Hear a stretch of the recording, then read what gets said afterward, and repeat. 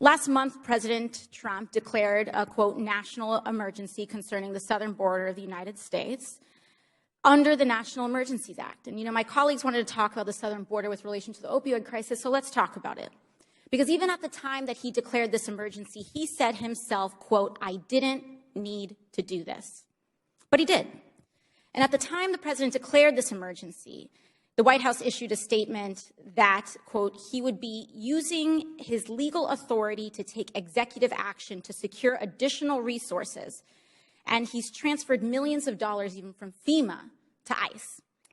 The statement said that the administration had identified funding that could be transferred from other agencies as well. This includes up to $2.5 billion that he's transferred from the Department of Defense and up to $3.6 billion reallocated from military construction projects. So that's one national emergency he's identified.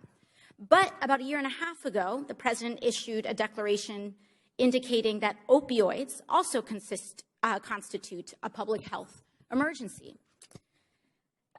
Director Carroll, today, how much funding has the administration transferred from other agencies to address the opioid public health emergency?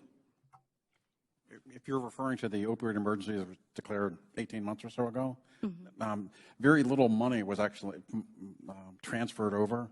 I'm not sure of the exact amount, but it was not very much money. Right. We're seeing here, there's evidence that almost no money was transferred from other agencies. So we have two national emergencies, one declared on the southern border where the president transfers and is taking away millions of dollars from other agencies to address a wall, which doesn't even solve these issues when we're seeing that it's focused on ports of entry. But second, when we actually— May I address that, actually? In terms of if you just go by weight, and I can break it down by drug if you would like, but and the numbers that I have from Customs and Border Protection for 2018 reflects the total weight of drugs at ports of entry in 2018 was 432,000 pounds of various drugs. Between ports of entry for the same time frame, fiscal year 2018, 476,000. So actually more even. In terms of total weight, I can break it down by drug if you want. So here's my big question I want to ask for the other side. Because just a few weeks ago, that enough fentanyl was captured to kill 57 million Americans. You remember this story when this happened? Yeah, just a few weeks back, right? Yes, sir. 50. So if that's not an emergency, somebody tell me what is. Enough fentanyl to kill 58 million? 59 million? How bad does it have to get before we actually say this is an emergency? Mr. Carroll, is there a drug crisis emergency on our southern border? Yes, sir. There's a drug crisis in our country, and all of the drugs that are here are coming into our country. The fatal drugs are coming from overseas, Mexico, China. I do think that we here in Congress have responsibility as well. The Public Health Emergency Fund has only at most $57,000 in it, and it has not been really funded congressionally in a long time.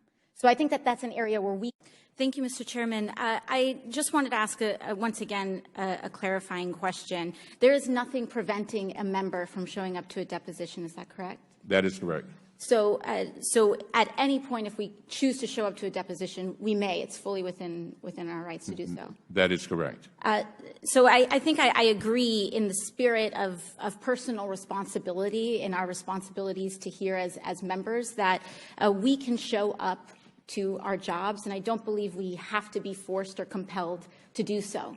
And I also believe that 5 days, again, we are a responsive body, and I want us to communicate to the American public that we are a responsive body, that we are an efficient and effective body, and that I don't believe we need 5 days. Many members, I understand that many members are from different parts of the country, but very frequently we are put on 24-hour notices to show up for votes. And I believe that we can continue to be that effective and efficient body without requiring a long lead time. I know that my Republican colleagues do not like the bureaucracy and the clogging up of government going on and preventing the American public from having their services done as quickly as possible. So I just wanted to express that. Thank you. If the gentlewoman would yield. Gentle lady, would you yield? Yes. I thank the gentlewoman for yielding. Mr. Chairman, I can tell you on all of this at this particular point, we're all wanting to cooperate. Sometimes our schedules we're not just sitting around eating bonbons waiting for the call of anybody. It's truly, there are complex scheduling, and that's why we all have schedulers to get this done. And I yield back. I thank the gentlewoman for Thank you. Pardon? I want to. Yes. Yeah, so time. For a point and then a question. Is no longer the best vehicle for working class Americans. Well, I think the numbers that you just talked about is part of the problem, right? Because we look at these figures and we say, oh, unemployment is low, everything is fine, right? Well, unemployment is low because everyone has 2 jobs. Unemployment is low because people are working 60, 70, 80 hours a week and can barely feed their kids. And so I do think that right now, when we have this no-holds-barred, Wild West hyper-capitalism, what that means is profit at any cost. Capitalism has not always existed in the world, and it will not always exist in the world.